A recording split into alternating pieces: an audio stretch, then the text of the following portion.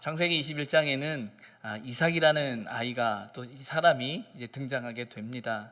이삭은 우리가 알고 있는 것처럼 아브라함과 사라에게 있어서 정말 하나님의 부르심을 받은 25년 전에 하나님이 하셨던 그 말씀이 25년이 지나 이루어진 그 말씀의 산물입니다. 계속적으로 하나님의 말씀은 정말 말씀만 하시는 것 같았어요. 이렇게 할 것이다, 이렇게 될 것이다 라는 말씀만 하셨는데 정말 하나님이 그 결과를 만들어내시는가 라는 그 질문들이 아마 아브라함과 사라에게 있었을 겁니다. 그래서 우리가 앞서 본문을 이렇게 쭉 보다 보면 하나님의 이끄심, 하나님의 언약을 완성해 가시는 그 모습도 확인하지만 또 한편으로는 염려와 의심 가운데 다른 선택들을 하는 그런 아브라함의 사라의 모습을 보아왔습니다. 그랬던 그들에게 이삭의 탄생은 정말 하나님이 역사하시는구나, 하나님이 말씀하셨구나, 하나님이 말씀대로 행하시는구나 라는 사실을 확인하게 된 사건이죠. 그래서 이삭을 바라보는 아브라함과 사라에게 있어서는 너무나 큰 기쁨이었을 겁니다.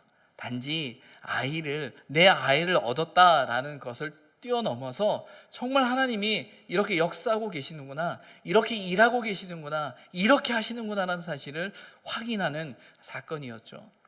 우리가 신앙생활을 하면서 하나님의 말씀을 듣고 또 그 하나님의 말씀이 저와 여러분의 삶 가운데 이루어진다라는, 그 이루어지는 것을 경험한다라는 건 아주 큰 기쁨이 아닐 수 없습니다.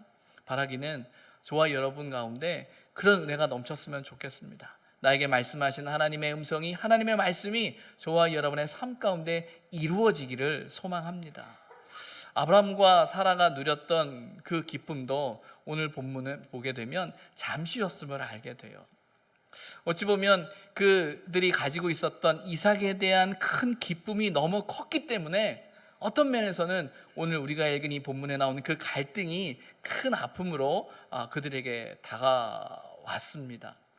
오늘 말씀을 통해서 그 갈등 속에서, 그 어려움 속에서 참으로 우리가 바라보아야 할, 우리가 결단해야 될 것이 무엇인지 말씀을 통해서 확인했으면 좋겠습니다.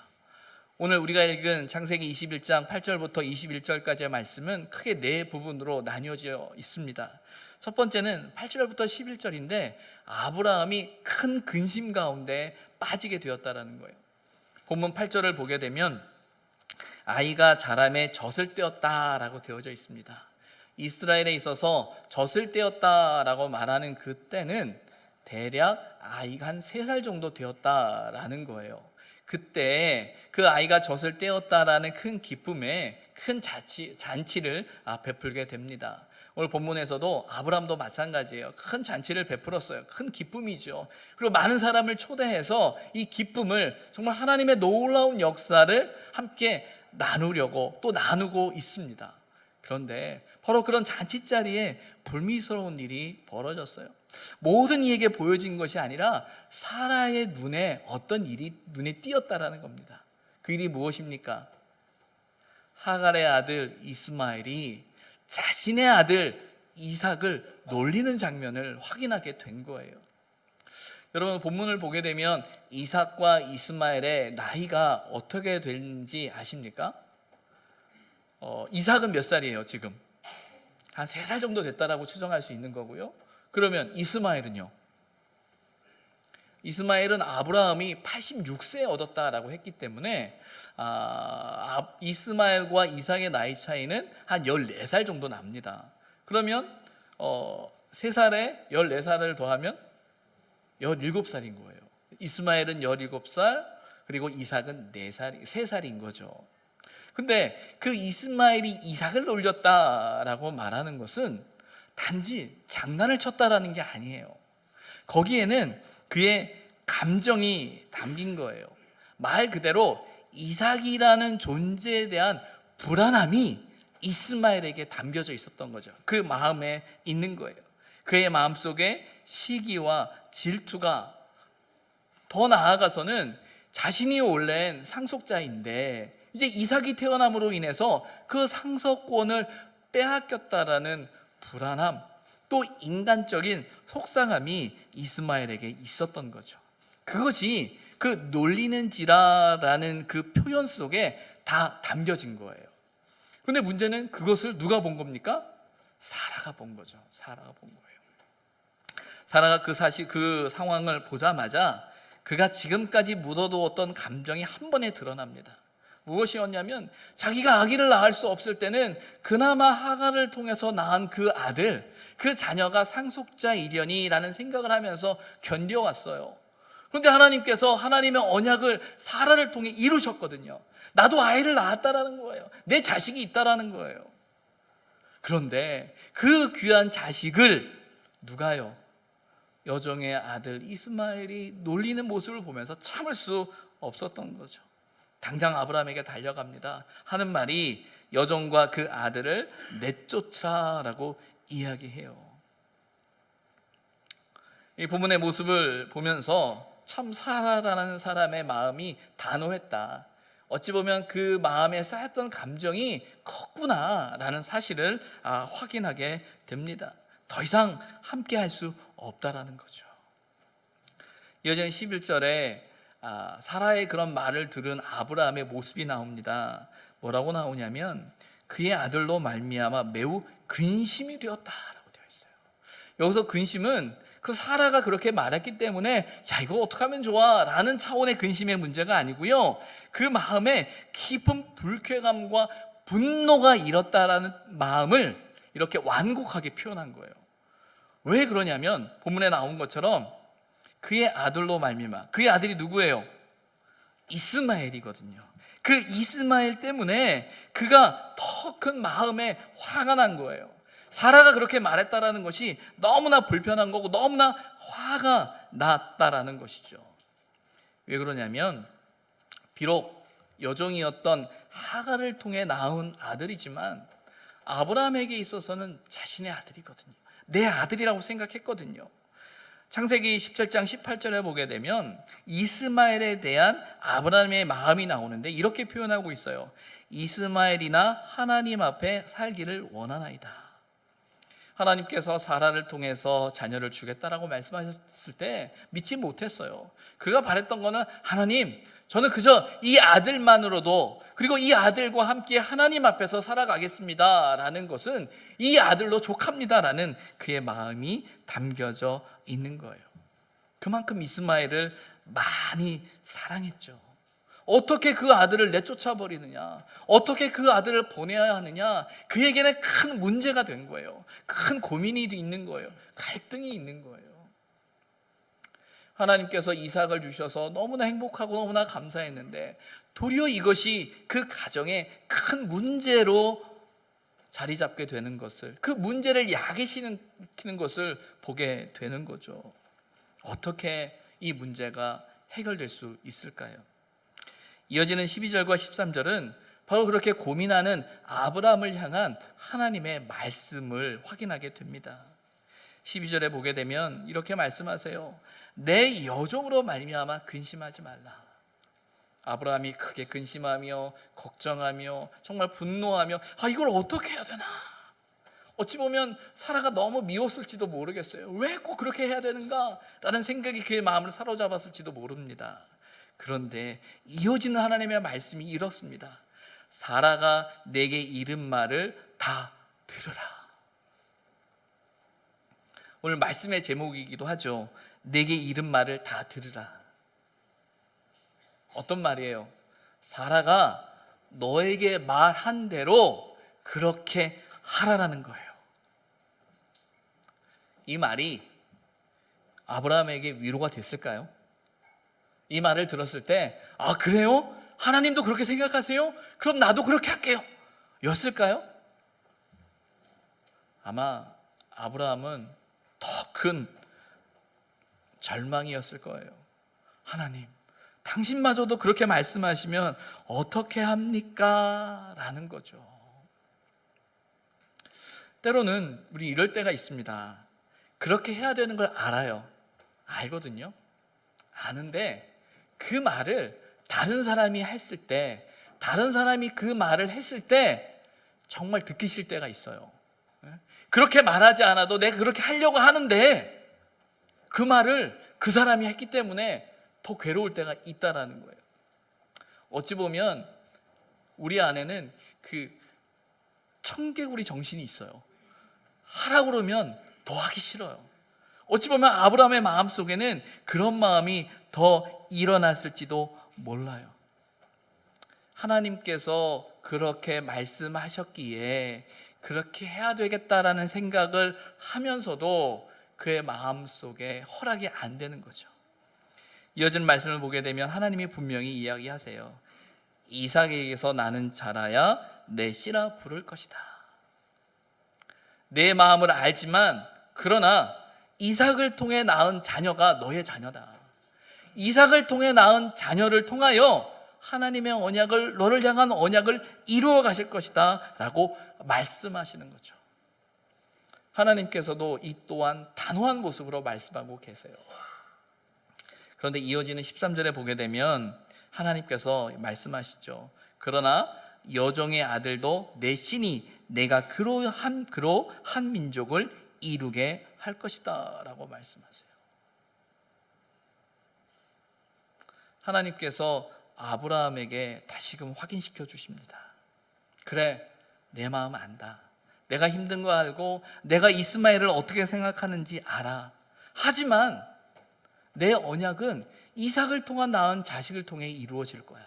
그리고 내가 내 마음을 알기 때문에 이스마엘도 큰 민족으로 삼게 할 것이다 라고 말씀하고 계시는 거죠. 아브라함이 힘든 것은 사라의 말과 생각대로 해야 한다는 거예요.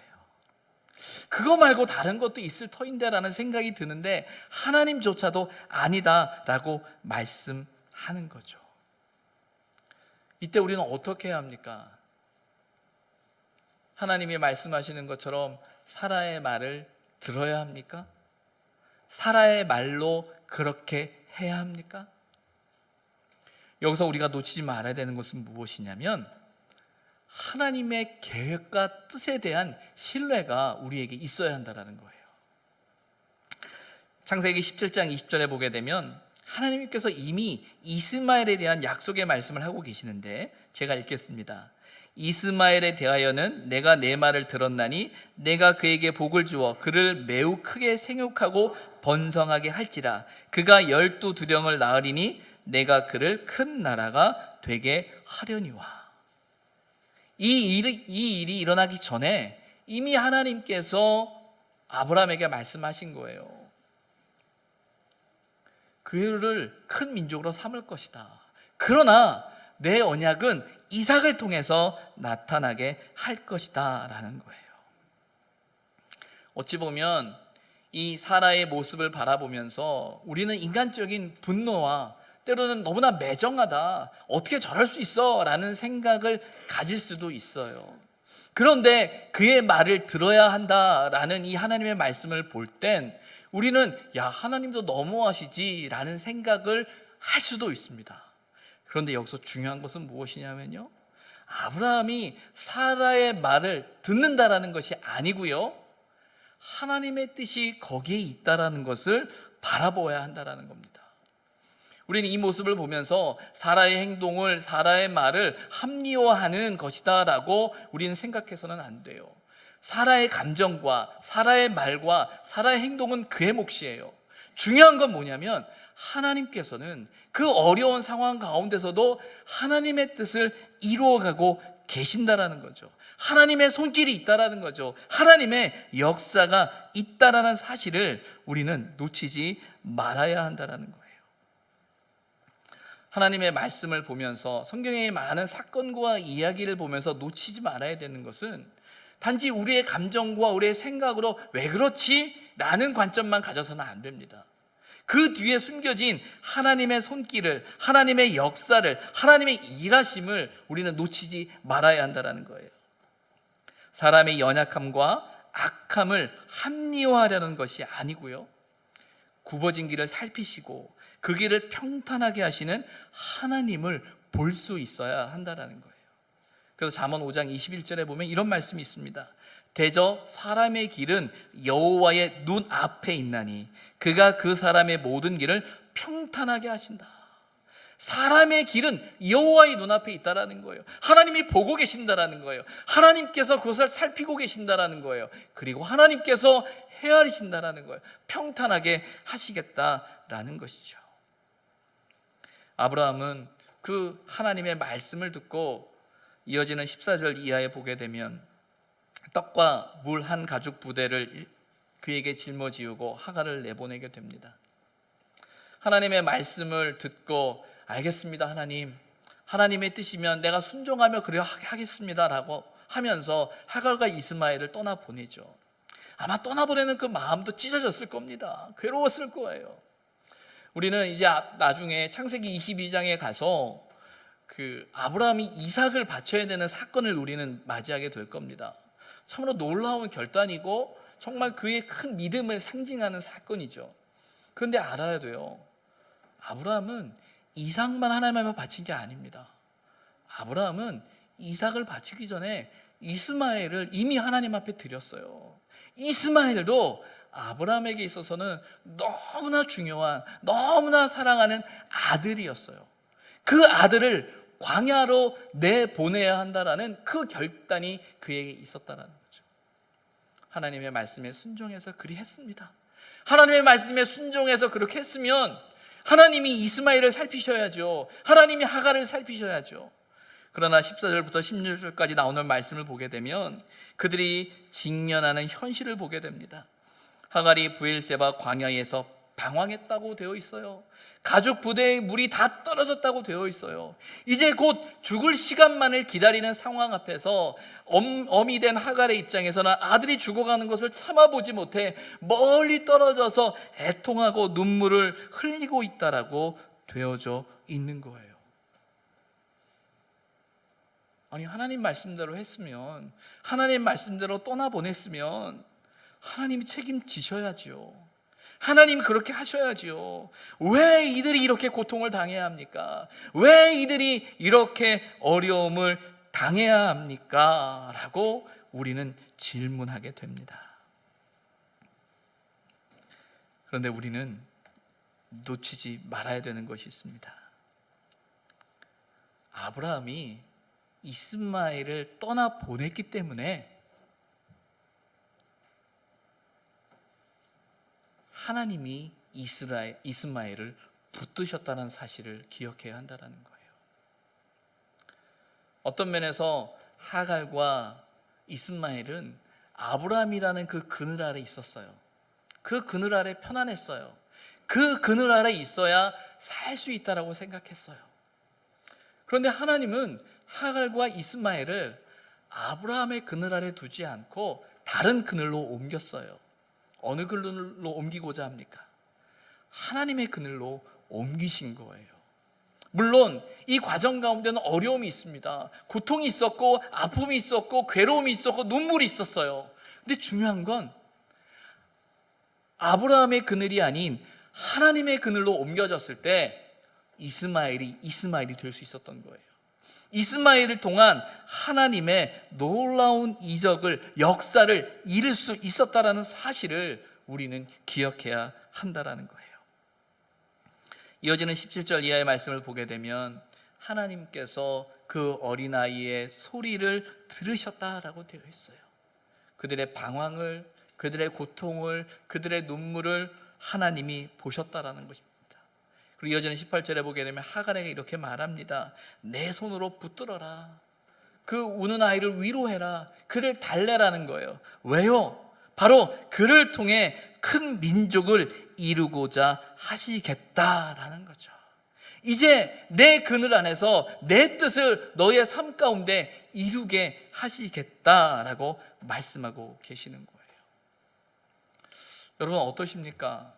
우리가 생각하는, 우리가 의지하는 그늘이 무엇입니까? 내가 여기에 있어야 되는데, 이곳에 있어야 되는데, 이곳에 머물러야 되는데, 내가 이것을 붙들어야 되는데 라고 생각하는 그 그늘이 있지 않습니까? 그런데 하나님의 일은요, 우리가 그 그늘을 벗어날 때, 우리가 의지하는 그 그늘이 아니라 하나님의 그늘 아래 들어갈 때 거기에서 하나님의 역사가 일어나는 거예요. 때로는 그 그늘로 옮기는 과정에 우리에게 내리쬐는 그 햇볕이 우리를 너무나 힘들게 할 수 있습니다. 그러나 그 그늘이 옮겨져야 하나님의 역사가 일어나게 된다라는 거예요. 오늘 본문은 사라의 이야기로 시작해서 하갈의 이야기로 끝납니다. 이삭의 이야기로 시작해서 이스마엘의 이야기로 끝나요. 사라와 이삭이 많은 것을 가지고 있는 것처럼 보이고요, 하갈과 이스마엘이 모든 것을 잃어버린 것처럼 보입니다. 그런데 오늘 본문의 핵심은 사라와 이삭이 더 많은 것을 가지고 하갈과 이스마엘이 모든 것을 잃어버렸다라는 것에 관심이 있지 않아요.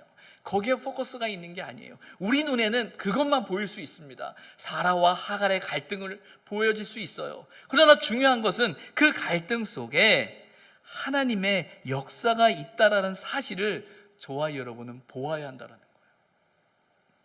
우리가 삶을 살아가면서 어떤 갈등을 경험할 때가 있어요.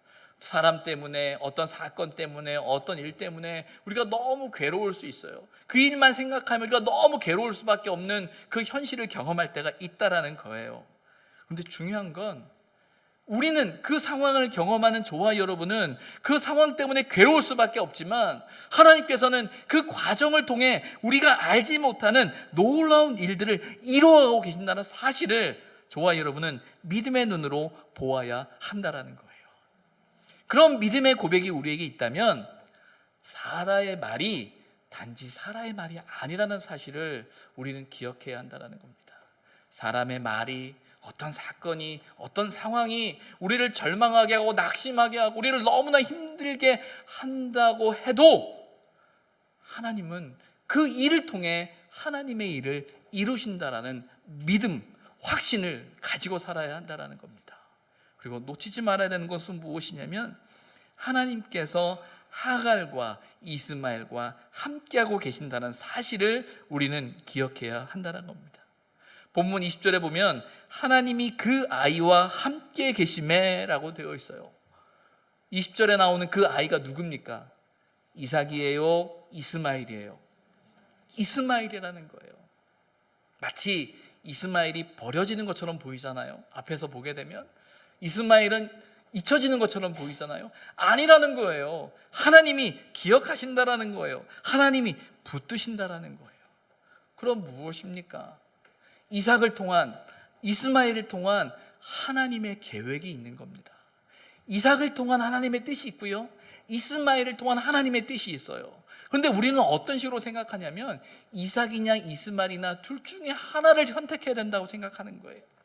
또 그렇게 생각하는 이유 중에 하나가 뭐냐면 서신서의 말씀을 보게 되면 사도 바울이 약속의 자녀, 이삭을 약속의 자녀라고 이야기하고 이스마엘을 육체의 자녀라고 이야기를 하는 어떤 그런 비교 속에서 이스마엘에게는 마치 구원이 없는 것처럼, 물론 그 이야기 속에는 그런 배경을 가지고 있습니다. 그러나 중요한 건 이스마엘 또한 하나님의 자녀요, 하나님의 구원의 기회가 있음을 우리는 놓치지 말아야 된다는 겁니다. 이 말은 무엇이냐면 우리에게 주어진 삶의 몫을 하나님의 뜻이라 믿고 순종하며 걸어가는 그 길을 통해 하나님의 일이 이루어진다라는 것이죠. 핵심은 이겁니다. 사라와 하갈이냐 이삭과 이스마엘이냐가 아니라, 어떤 것이 더 좋은 선택이냐가 아니라, 어떤 결정을 해야 되느냐가 아니라, 그 상황과 형편에 우리의 감정이 기준이 되는 것이 아니라 하나님을 믿고 하나님을 신뢰하고 하나님의 뜻 가운데 우리가 믿음으로 나아가야 한다라는 것이죠. 우리에게 펼쳐지는 삶의 상황이 또 그런 현실 앞에서 우리의 감정과 우리의 생각과 우리의 판단이 앞서지 않게 하십시오. 오직 하나님의 뜻이 무엇인지, 하나님의 일하심이 무엇인지 신뢰하면서 그분의 뜻 앞에 순종할 때 하나님의 일이 일어나는 것입니다. 아브라함이 오늘 본문에서 왜 그렇게 갈등했을까요? 왜 그렇게 고민했을까요? 그 이유가 뭔지 아십니까? 둘 다 가지고 싶기 때문이에요. 우리가 살아가면서 왜 고민하는 줄 아십니까? 둘 다 갖고 싶기 때문이에요. 이것도 하고 싶고 저것도 하고 싶은 거예요. 그게 우리의 감정이에요. 우리의 마음이에요. 그러나 하나님을 신뢰한다면 하나님의 뜻 앞에서 하나를 내려놓아야 돼요. 그런데 놀라운 건 내려놓아야 하나님의 일이 이루어진다라는 것입니다. 성경을 보다 보면 이사야 선지자, 예레미야 선지자, 사도 바울이 똑같이 하나님에 대해서 비유하는 장면이 나옵니다. 비유하는 이야기가 있어요. 뭔지 아십니까? 토기장이의 비유예요. 토기장이의 비유. 하나님을 토기장이에 비유합니다. 토기장이에 비유하면서 토기장이 되신 하나님께서 그릇을 만들고 때를 따라서 그것을 깨트리는 것이 무엇이 잘못됐느냐라고 이야기를 해요. 이 말은 하나님 마음대로 하는데 무엇이 잘못되어졌느냐를 이야기하는 것이 아니라 하나님의 주권과 하나님의 섭리가 있음을 우리가 믿어야 한다라고 성경은 이야기하고 있는 것이죠. 우리가 너무나 잘 아는 이야기죠. 당연한 거죠. 근데 그 당연한 게 너무나 어려워요. 우리의 삶 속에 하나님의 주권을 인정하고 하나님을 신뢰하고 하나님의 뜻이 있음을 믿고 그 하나님을 바라보면서 결단하는 일이 너무 어렵습니다.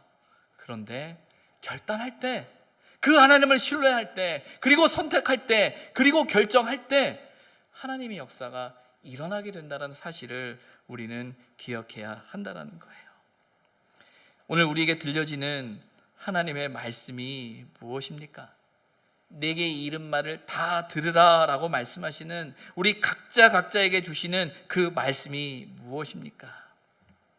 그 말씀을 드러내기가, 그 말씀대로 행하기가 너무 힘들 수 있어요.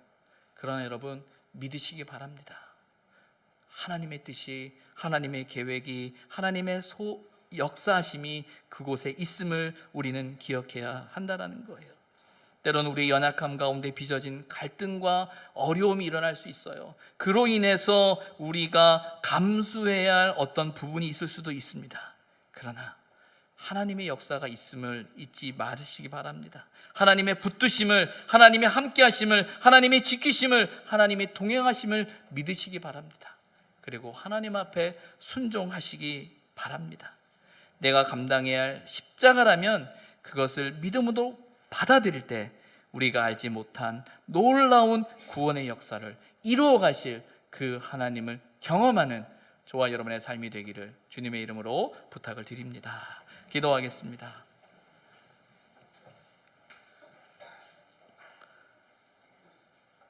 하나님, 우리에게 말씀하시는 그 말씀을 우리가 듣습니다.